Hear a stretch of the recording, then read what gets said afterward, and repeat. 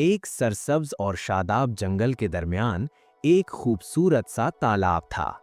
तालाब के किनारे कई छोटे बड़े जानवर रहते थे।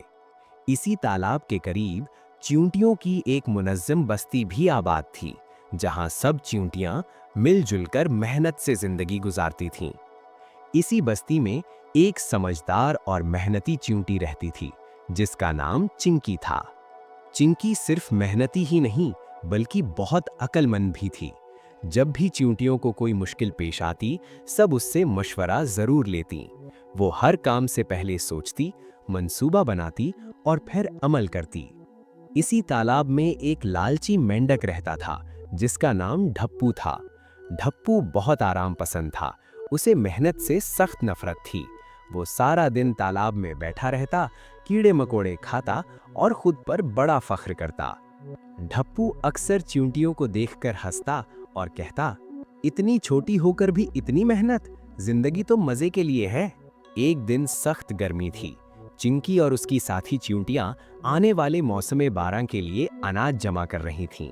तब ढप्पू पानी से बाहर आया और तंजिया अंदाज में बोला, चिंकी, आज का दिन एंजॉय करो, कल का क्या पता। चिंकी मुस्कुराई और नरमी से बोली, ढप्पू, जो आज की मेहनत से भागता है, वो कल की मुश्किल से नहीं बच सकता।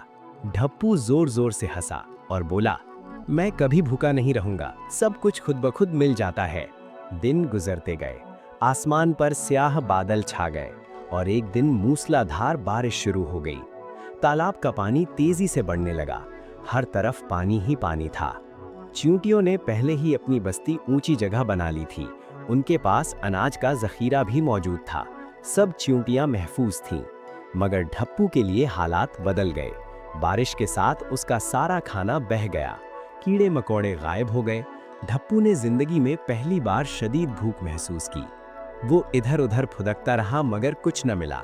आखिरकार वो शर्मिंदा होकर चींटियों की बस्ती के पास आया और धीमी आवाज में बोला, चिंकी, क्या तुम मेरी मदद कर सकती हो? मुझे बहुत भूख लगी है। चींटियां घबरा गईं। सबने कहा, ये लालची मेंढक कहीं हमें नुकसान न पहुंचा दे। चिंकी आगे बढ़ी और बोली, अगर कोई अपनी गलती मान ले तो उसे एक मौका जरूर देना चाहिए। उसने ढप्पू को थोड़ा सा खाना दिया और कहा, याद रखो ढप्पू, मदद सिर्फ उसे मिलती है जो बदलने का इरादा रखता हो। ढप्पू की आंखों में आंसू आ गए। वो बोला, मैंने हमेशा तुम्हारा मजाक उड़ाया, आज समझ आया कि मेहनत और अक्ल कितनी जरूरी है। बारिश थमने के बाद एक नई मुश्किल पैदा हो गई। तालाब का पानी गंदा हो गया और कई जानवर बीमार पड़ने लगे। अब ढप्पू बदल चुका था। वो चिंकी के पास आया और बोला, मैं अब तुम्हारे साथ मिलकर काम करना चाहता हूँ। चिंकी खुश हो गई। उसने सब चींटियों को जमा किया और एक मंसूबा बनाया।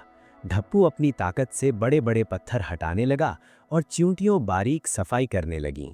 चंद दिनों में तालाब दोबारा साफ हो गया। जंगल के तमाम जानवर खुश हो गए। सबने ढप्पू की मेहनत की तारीफ की।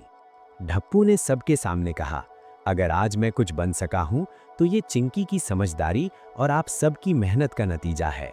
उस दिन के बाद ढप्पू कभी लालची नहीं रहा। वो सबके साथ मिलजुल कर रहने लगा। चींटियां और मेंढक अच्छे दोस्त बन गए।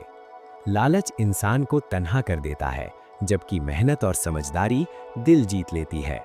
जो वक्त पर सबक सीख ले, वही असल में समझदार होता है।